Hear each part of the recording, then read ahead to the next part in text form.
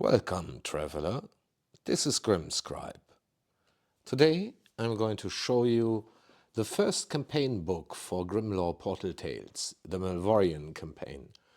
The Malvorians are a race unique to the Grimlore world Eonel. They are like a hybrid of Sylvanic, so like forest-dwelling creatures, and undead, like zombies a little bit. So they spread infectious diseases and are generally not very nice to deal with. Obviously, our party will be made up of newbies, so maybe they will never have seen or heard of the Malvorians before, most probably because they are a very destructive folk in the world of Eonel. But like I said, first we will need a party. I've got the campaign PDF right here on the tablet. I've also got a nice hard copy already, like a prototype from my printer. So a nice little booklet with full color booklet, which plays pretty much like a interactive novel. All right. Okay. So I've also got another little teaser here, which is a hard copy of the event generator deck, which I got from the game crafter. It's currently prototype as well. I will use this to create names names for locations and stuff. So it's very useful for that.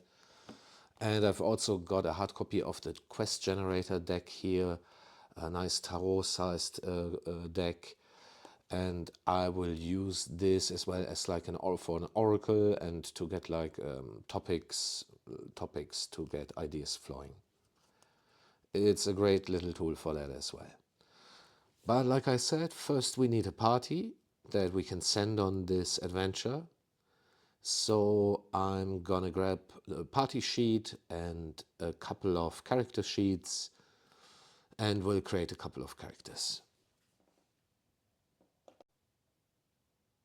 Okay, so I've opened the rulebook, and I've also got another little teaser here, which is a hard copy of the NPC generator, also from the game crafter. I will use this to help me create our two characters. I've got the party sheet here and a couple of character sheets for our first two party members. So first up, we need a party name.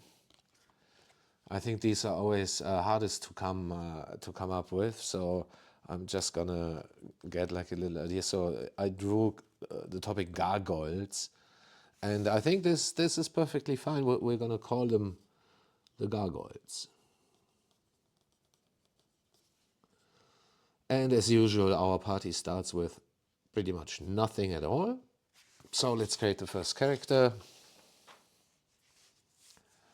And I'm going to use the NPC generator. Let's give this a little shuffle.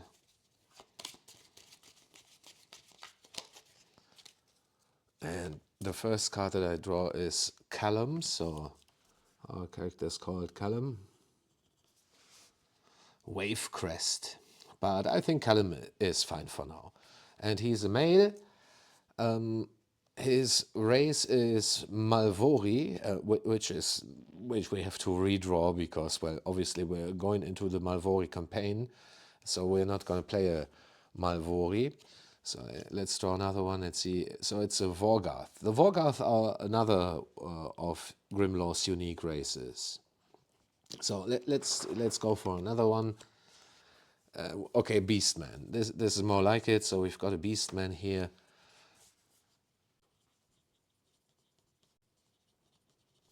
And his role is going to, let's draw another card and let's see what we've got here. Profession, a runesmith.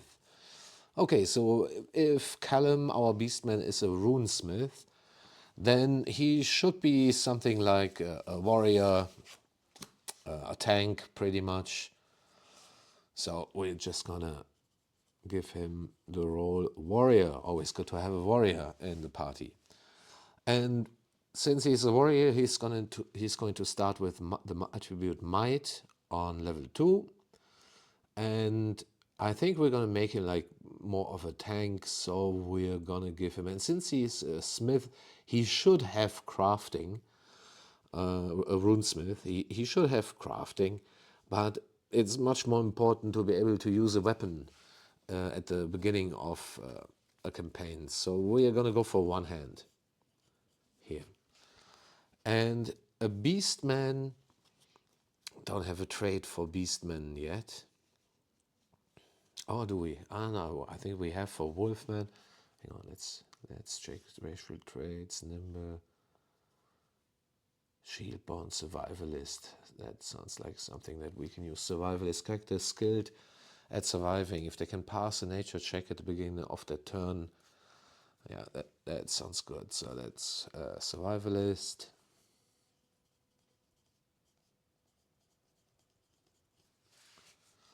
Got the two destiny points, like every new character.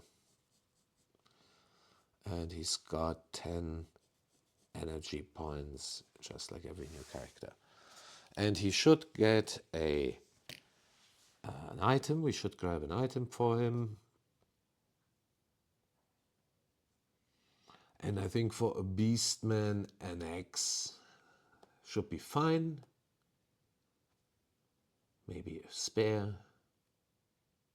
But let's go for the hand axe. So one-handed might and one-handed for the attribute and skill combination.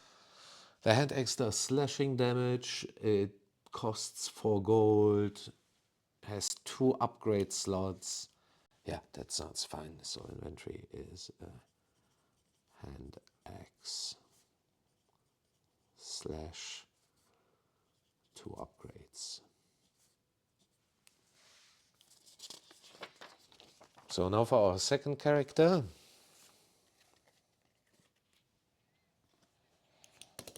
Let's draw a card. And we've got a first name of June.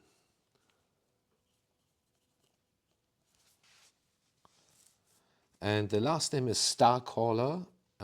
Gender is June. To me sounds like a female name, so June is going to be female. And her race is demon. We could make a half demon. We can also draw another card and see, or a Thrakmorian. There's another one of our unique races to Aeonel. There's also going to be a campaign for the Thrakmorians, just like for the Wargoth that we drew earlier. He's a Wolfkin, so Swiftclaw, Wolfkin, sounds good. It's like they're similar, Beastman and Wolfkin. So it's June, Swiftclaw, Wolfkin, and she's gonna be more of a. So what do we have here for profession? We have a sellsword. We already have like a warrior. So the witch warlock, that sounds better. So she's gonna be Wolfkin witch.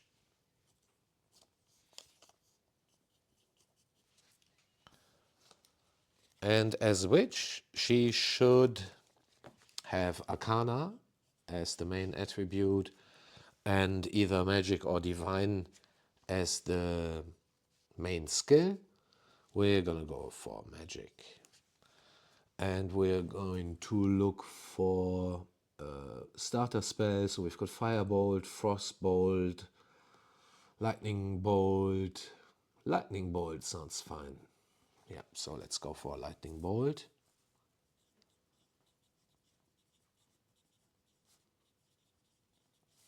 Does electricity damage. Magic and Arcana costs 4, has 1 range. So range of 1. And the trait for the Wolfkin is also survivalist, which is fine. So we're not spending as many rations as we would normally. So there we go. These are the gargoyles. We've got Callum, who is Beastman, Warrior. And we've got June, Swiftclaw, a Wolfkin, Witch.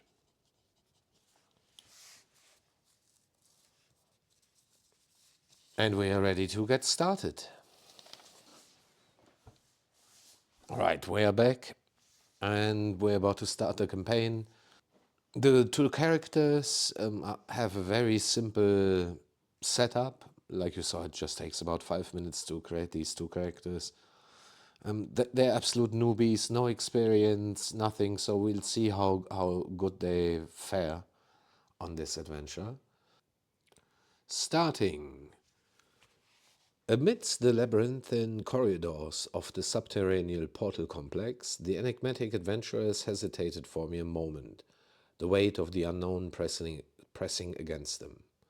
From their earliest memories, they'd grown up in the suffocating embrace of the underground, surrounded by an intricate web of chambers and passageways, their entire world defined by the impenetrable dark.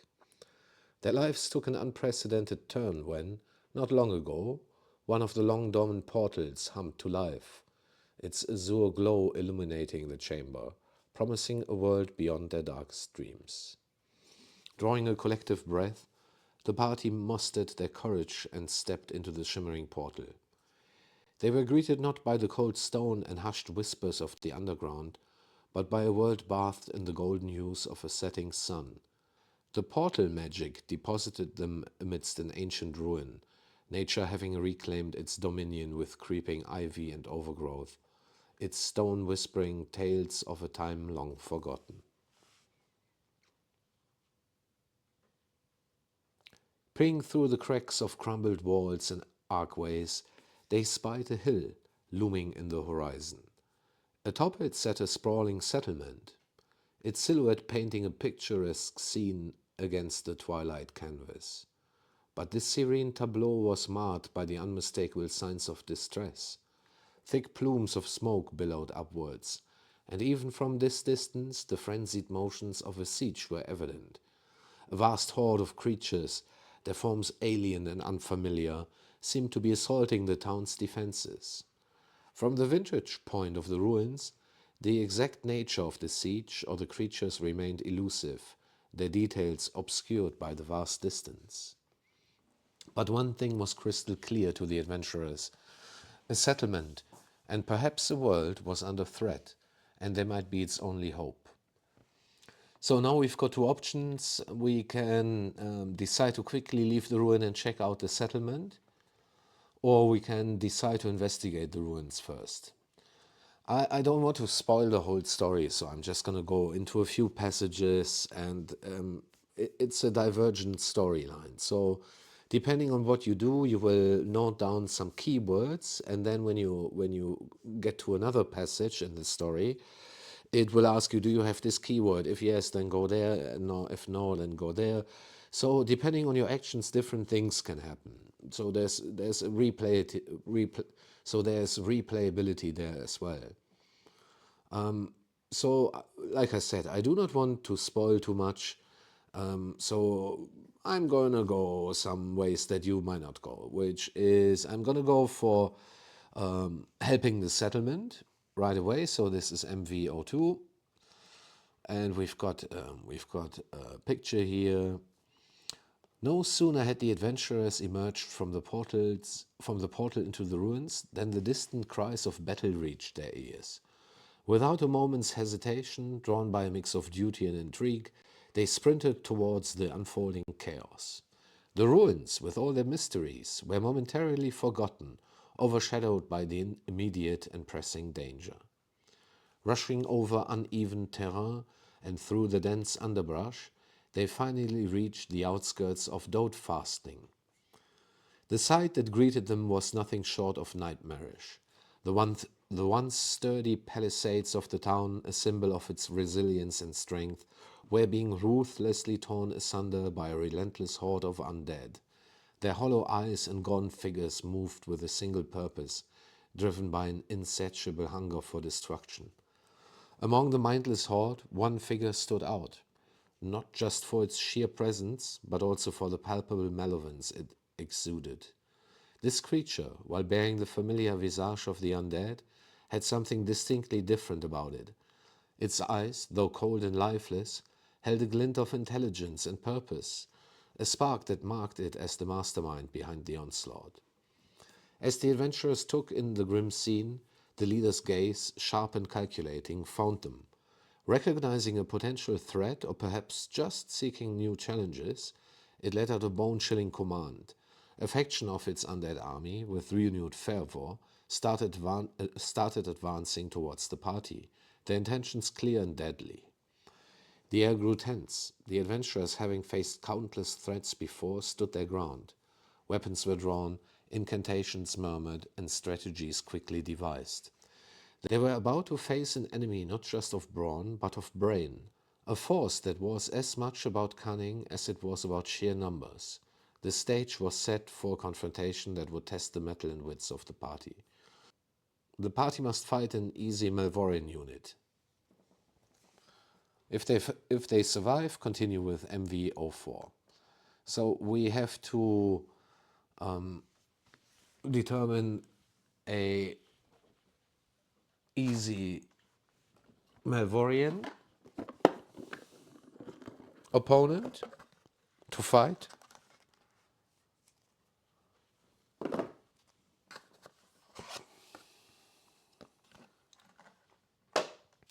And since we're all about teasing today, I've also got a hard copy of the Malvorian opponent deck here. So let's give that a shuffle. You would normally roll on the table in the back of the booklet, but since I've got the cards here, I'm just going to use these. We're just going to go there and maybe grab this one. See what this is. It's a Shadow Striker. So is that... Oh no, that's a medium. That's a medium enemy, so let's grab this one here. This one is easy, so that's fine. A Spiteful Imp. Spiteful imps are small, twisted imp-like creatures with gnawed limbs and glowing eyes that serve as the most basest forces among the Malvori. They are weak but persistent, using their agility and cunning to harass their enemies. Spiteful imps primarily focus on hit-and-run tactics, utilizing their small size and agility to evade enemy attacks while delivering quick strikes with their sharp claws or by hurling small dark energy projectiles. They often attack in swarms, using their numbers to overwhelm opponents and create confusion. Their malicious nature allows them to emit a piercing screech that can momentarily disorient enemies, giving the imps an opportunity to strike. So the first part of these cards, or the first part of any monster description, is always like their physical description, and the second part is always like the text description, or better said, a retelling of from someone who who said that they have faced a Malvori before, and they might be over exaggerating, but this is how a card like this is built up. So we've got an easy Malvori, which has amount of characters +1 energy points, and amount of characters +3 minions.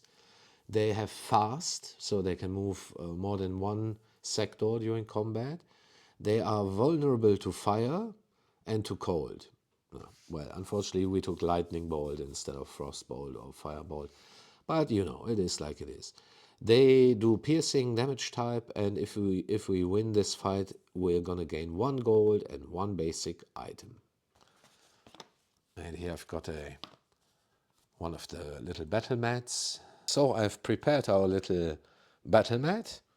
We've got June here, and we've got Callum here. Then we've got 5 imp minions and the Malvorian imp in sector 5 over there. We can start the combat round. So let me just take this here, grab the dice. And let's start with June, who can cast a lightning bolt at one of the minions. She's got Arcana 2 and Magic 2, so that's 4 dice. And these guys are not vulnerable to lightning, nor are they resistant to lightning. So no modifiers there. So it's just 4 dice, and there's no success there. Doesn't hit her target.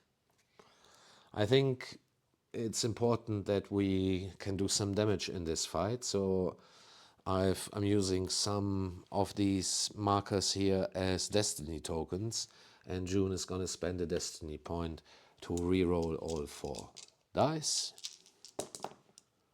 Oh yeah, okay. And so there's 2 hits there. Minion only has 1 hit point, so one of them goes home. Then it's Callum's turn, and Callum is going to, if he moves into sector 1, he's gonna be attacked by, well, actually these guys are fast, so, oh no, only the boss is fast. So he would be attacked by 3 enemies next round. So I think Callum is gonna guard. He's gonna take the combat action guard and just wait it out. So the first enemy combat round, and the first turn is the boss, which is going to move up 2 because they are fast. Then it's this guy is going to move over here. This guy is going to move into sector 1, and the one in sector 1 is going to move in sector 2 is going to move to our characters and attack Callum, who is guarding, which means he has advantage. On his defend roll, he's going to parry with his axe, which is might and might and defend. So he's got 3 black die to defend and a 4th for his guard action. These guys do piercing damage, and Callum does not have any armor, so he has to take a negative die for that. And he's not parrying, so Callum is gonna get hit. In the next round, we're going to attack the enemy, the minion in our sector with June. So that's 4 dice, and it's gone. Well done, June. And then we're going to, it doesn't, well, it does actually matter if we move on, if we move with Callum, because then he's going to be hit by everyone. And if not, we're going to be stormed by 3 of them, but that's better than being stormed by 4. So we're just going to wait with him again. He's going to take the guard action again. Right. It's the opponent's turn. And first off is the boss. We can decide we're going to move this guy over here. And then the boss is going to come over here. They are fast and they can attack. They're going to attack Callum with their piercing attack. Callum is going to, since he guarded, defend with 4 dice, get 1 negative die. Oh, and he gets hit again. And then these 2 guys are going to move into sectors. So let's move that one back into our sector. And since we have to distribute the enemies evenly, one of them is going to attack June. And June is going to try to. It doesn't matter. She doesn't have any defensive skill yet. So the only thing, well, what she can do is evade, which is 2. So she's got 2 die, and it's a piercing attack.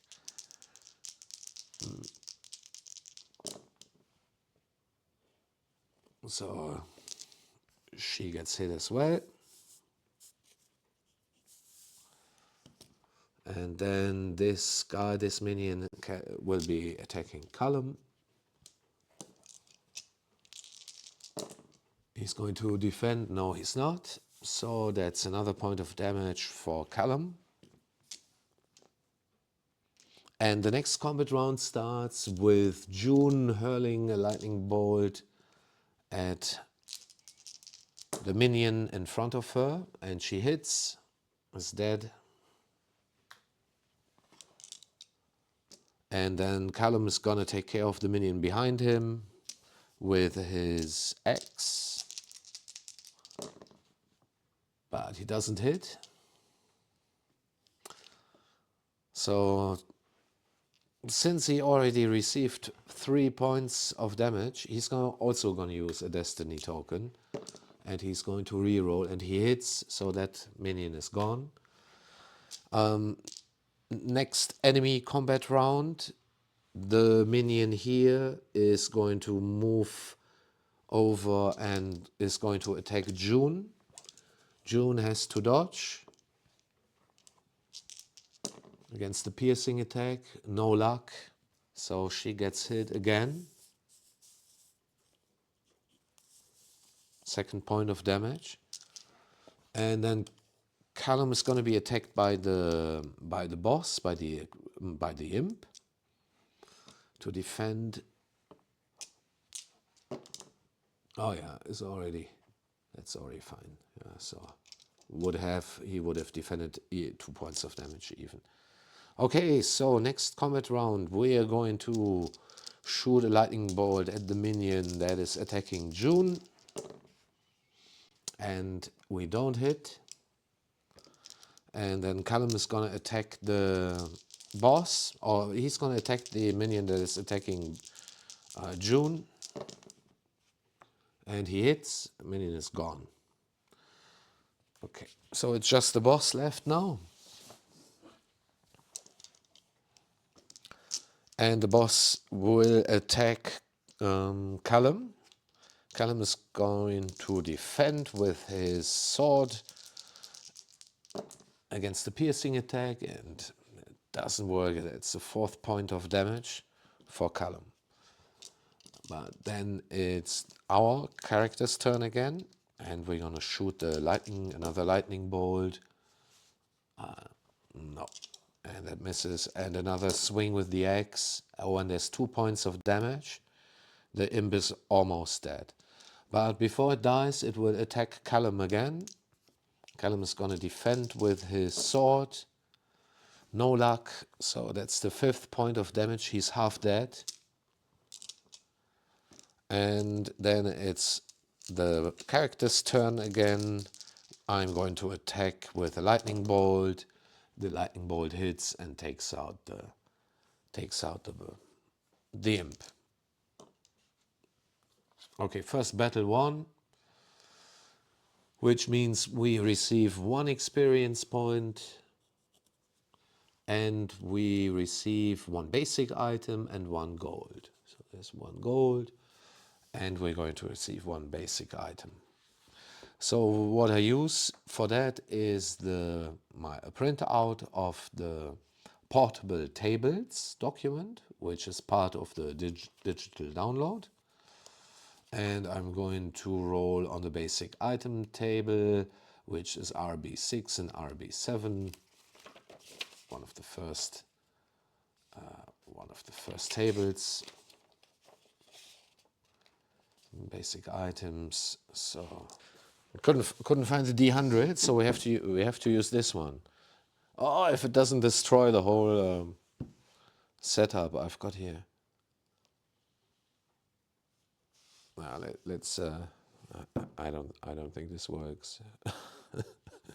Or does it? Oh, it does. We've got a 20.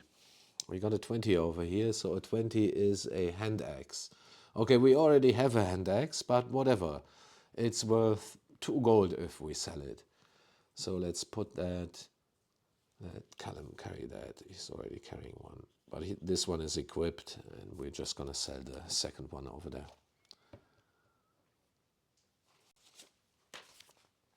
And 1 gold, so this is completed. This combat has been completed.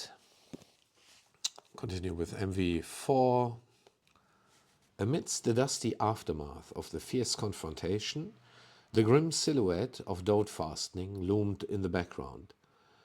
Its once proud palisades bearing witness to the battleground before them. The ground was strewn with the fallen forms of the Malvorian and their undead minions, their twisted and grotesque bodies now lying still in the shadow of death. The creatures had fought with a ferocity that was chilling in its single-mindedness. There was no strategy in their approach, no flanking, no tactical withdrawals, just a relentless, driven assault.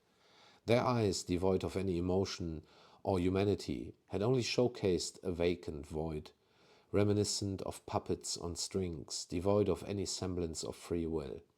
Each blow the adventurers struck, every spell cast, had been met with an eerie indifference by the horde, their only goal being to overwhelm and consume. As the adrenaline began to ebb and the weight of the confrontation set in, the party gathered, catching their breath, surveying the scene. The intensity of the battle had left scars, both physical and emotional.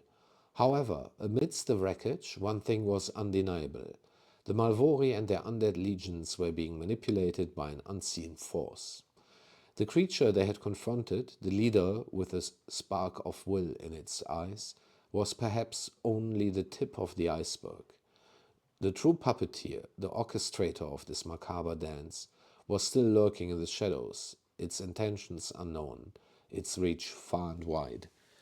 The adventurers, while savoring the victory of the moment, were wise enough to recognize the larger implications. The Malvori may have been defeated for now, but the real battle against an enemy both cunning and concealed was only just beginning. The road ahead was long and uncertain, filled with mysteries waiting to be unraveled. The party gains the keyword reacted. So let's note that down, maybe here, reacted. Continue with MV08. 6, 7, 8. One thing we can do is we can spend one of our rations to take a rest.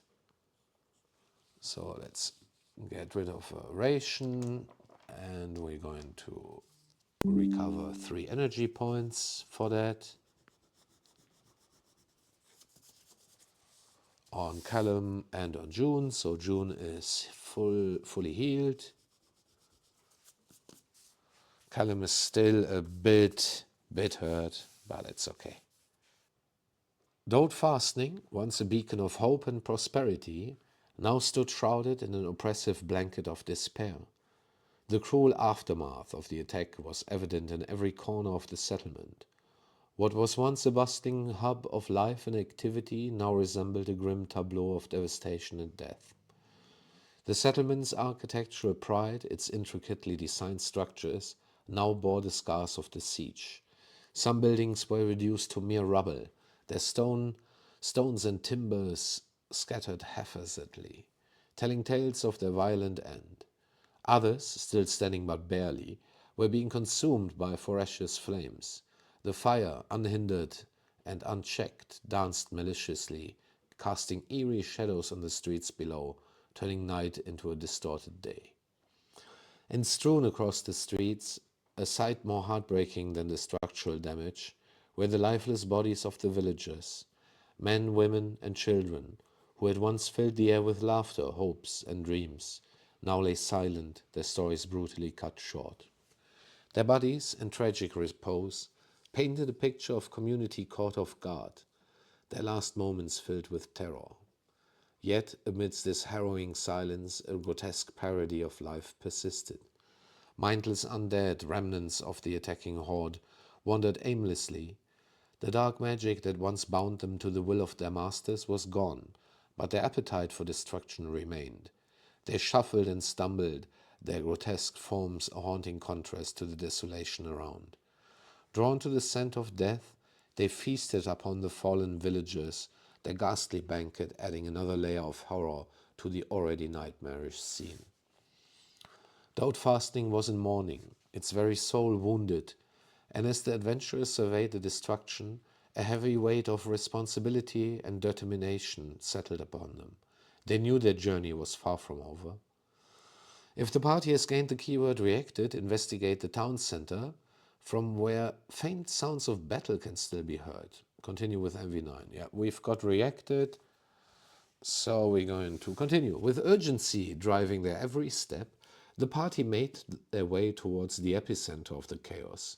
Guided by the fading echoes of conflict, the air grew thick with tension and the metallic scent of spilled blood, a grim testament to the battle that had unfolded. Upon reaching the town center, the scene that met their eyes was nothing short of cataclysmic.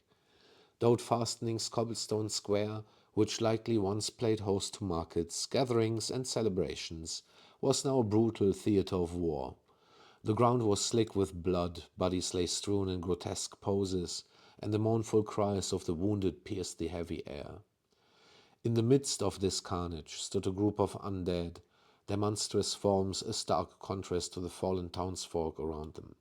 At their forefront was a particularly menacing creature, its form bearing the same rotten decay as its minions, but its eyes, those eyes burned with a cold, sentient intelligence, setting it apart from the rest.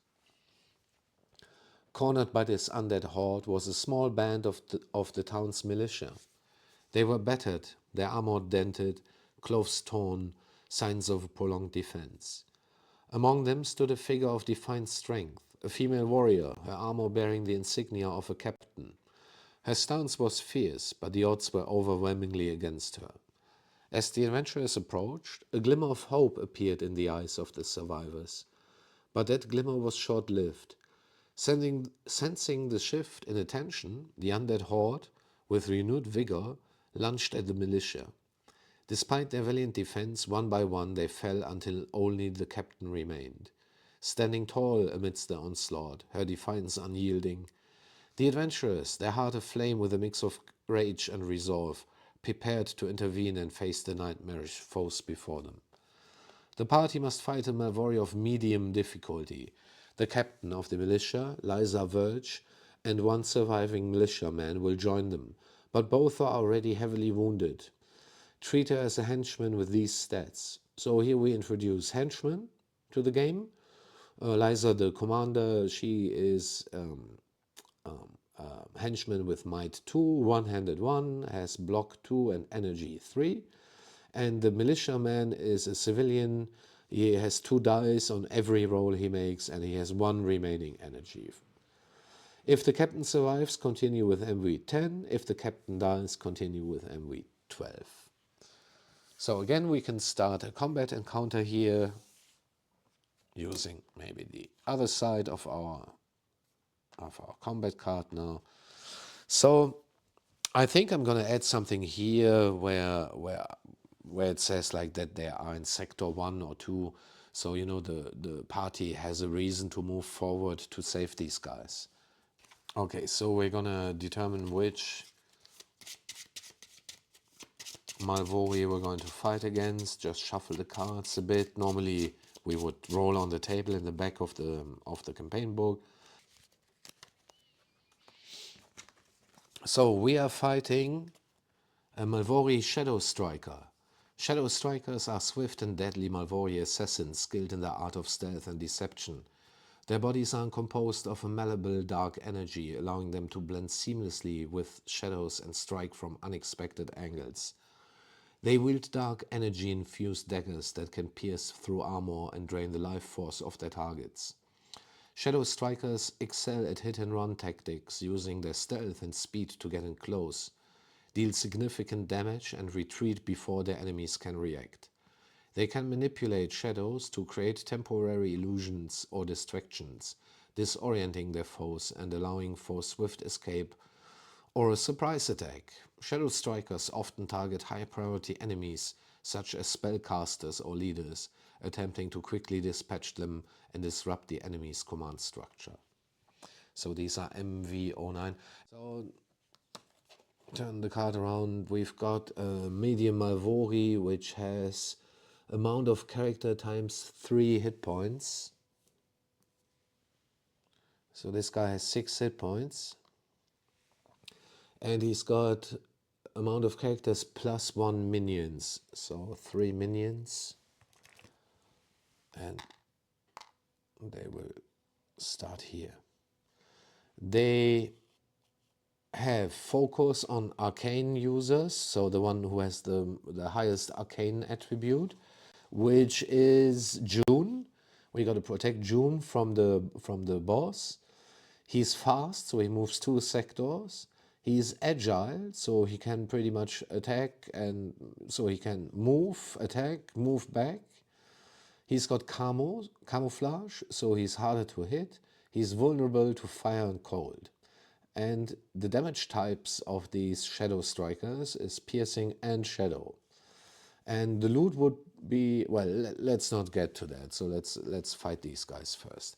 We've got our 2 henchmen, and we start the fight with June hurling a lightning bolt at one of the minions. And there's 2 6s, which means one of the minion dies. There we go. And then I think it's fine if we go on the offensive. So Callum is going to move into Sector 1, swing his hand axe at the minion, and he doesn't hit. And that's fine. So we've got Liza, which still has 3 hit points. Hang on, so let's put her on 3. And she's going to move here and attack the minion. She has my 2 one-handed ones, so mental note at the damage type here. Slashing, I guess she's gonna have a sword. So there's 3 dice, but she misses. And then we've got our civilian, our militiaman, who is also gonna move forward and attack the minion over there. And he's got 2 dice on whatever roll. He's a civilian, so okay, so not a very good combat round for us, but it is what it is. So now it's the enemy's turn, first combat round. So boss is going to move to sector 3. The minion from sector 3 is going to move to sector 1, to sector 2 and attack Callum. Callum has to defend with his sword, try to parry with the sword. He is not resistant to shadow nor piercing, so there's 1 negative die. So he is hit. Callum takes another point of damage. And then it's this minion's turn, and they are going to attack the militiaman. The militiaman has to defend himself with 2 die. And he dies. The militiaman is dead. Okay. Right, the next turn, June is gonna hurl a lightning bolt at the minion that is attacking Liza, or that is standing next to Liza. And she hits, very good hit again, so this minion is dead.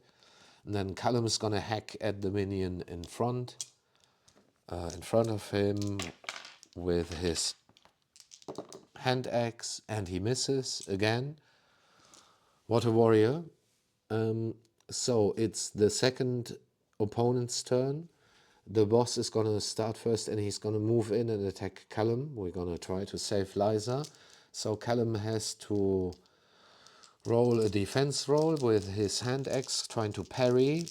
Not resistant to shadow, but there's 2 6s, so he easily parries the attack. And then it's this minion's turn, and this minion is gonna attack Liza for now. She still has 3 energy, and she's got might 2, block 2. So with her shield, she's got 4 dice, but she's not resistant to the damage types. And yeah, she would have blocked the attack, but the minion, it like somehow managed to get past the defense and attack Liza for 1 point of damage. Next combat round for the characters, for our characters. June is gonna shoot a lightning bolt at the minion that is attacking Liza. And no luck, she misses this round, and Callum is gonna turn around and also attack that minion with his hand axe, and he misses again. And then it's Liza's turn. She's gonna attack with her sword, and she also misses. Right.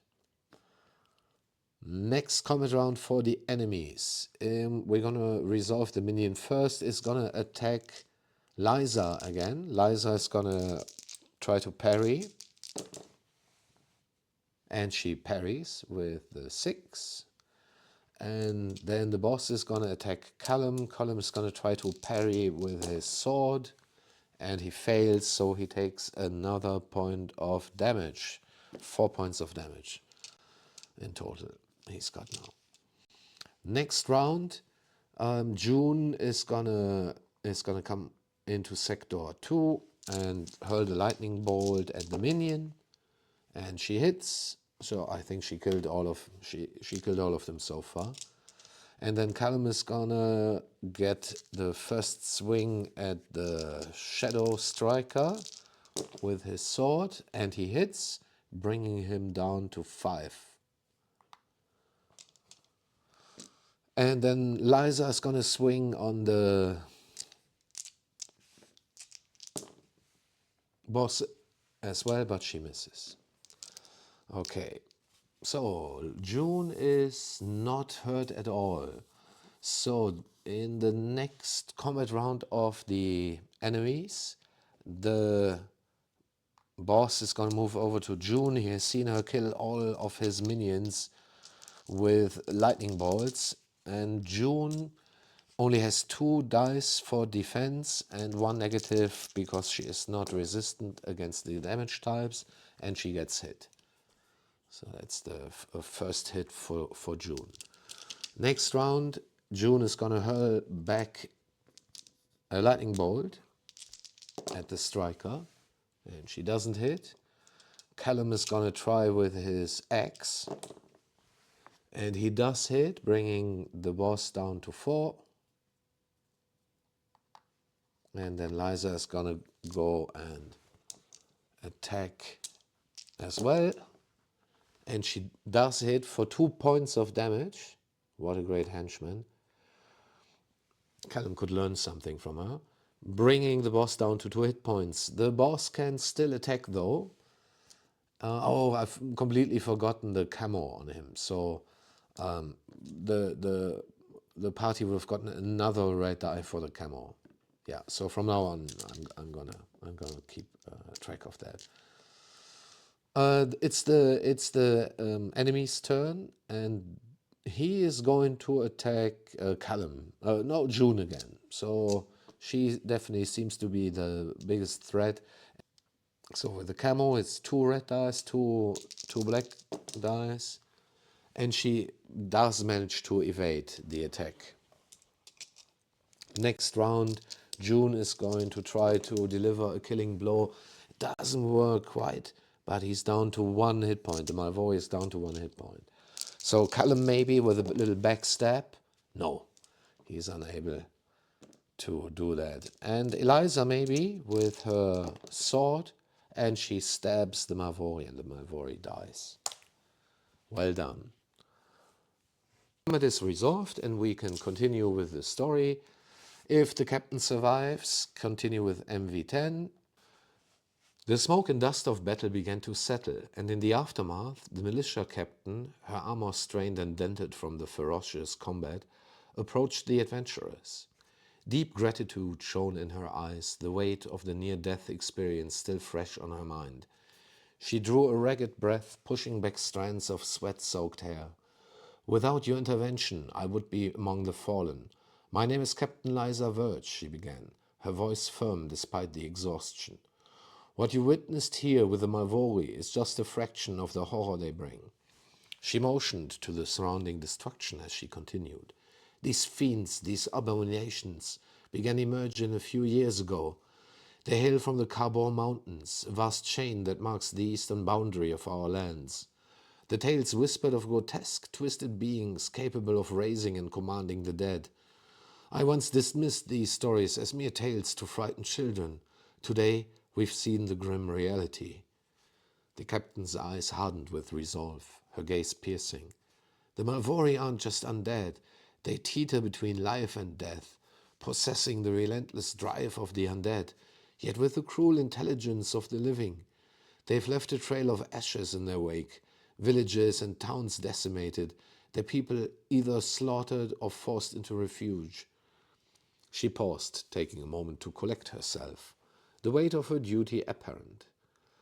The rumors speak of their intentions to march upon Hovedstad, the heart of our region, where Queen Ilara resides. It's not just a city, but the very soul of our lands. If Hovedstad falls, our entire realm will plunge into darkness. Drawing a deep breath, Liza concluded, the Malvorian Menace grows with each passing day, and we desperately need every hand to stem their tide. Your bravery today has given us a glimmer of hope. We must rally, for the very fate of our homeland hangs in the balance. The party gains the keyword origin. Continue with MV13. With the dust of the recent battle still settling around them, the adventurers found themselves at a pivotal crossroads. Captain Liza's words echoed in their minds, painting a vivid picture of the looming threats and potential paths ahead. To the west, the majestic city of Hovedstad stretched out, its spires and towers a testament to the region's proud history and culture. Rushing to its aid would be a race against time, for the Malvori's sinister intentions towards Queen Ilara were now unmistakably clear. The city's fate, and by extension the fate of the entire realm, could very well hinge on the party's timely intervention. With every moment that passed, the looming shadow of the Malvori grew closer to this bastion of civilization. Yet another pull tugged at the heartstrings of the adventurers. The allure of uncharted lands, of mysteries yet to be unraveled, beckoned them. This newfound region, with its diverse landscapes and unknown treasures, presented opportunities for exploration and adventure beyond the immediate crisis. The weight of their decision was palpable. Would they stand as the last line of defense for Hovedstad, clashing head-on with the Malvori's onslaught? Or would the call of exploration, the thrill of discovery, prove too intoxicating to resist? The path ahead was uncertain, but one thing was clear. The choices they made now would shape the destiny of not just themselves, but an entire realm. The party uses up one ration, but this fully heals them. So we can cross out a ration, but take a full heal. So I think the party is just resting in doubt fastening. Liza is going to make sure that they get some proper rest before they set off.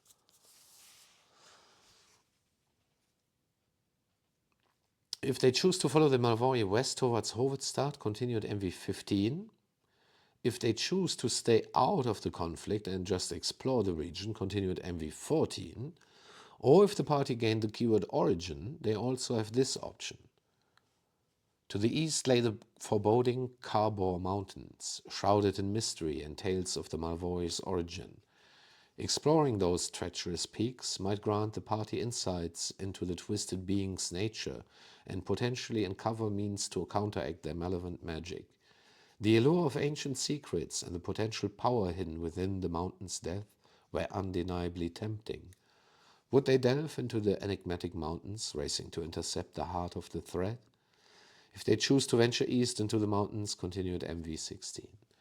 So I don't want to spoil anymore. I think this is this shows nicely how the campaign is supposed to be played. It's the first campaign that will be released. I've also have the Skaraskar campaign pretty much ready to go. Working on the Vorgath campaign, and the last campaign is going to be the Thrakmorian campaign. Okay, so thanks for watching, and the campaign should be available on DriveThruRPG soon, hopefully TM, and keep on adventuring. Bye.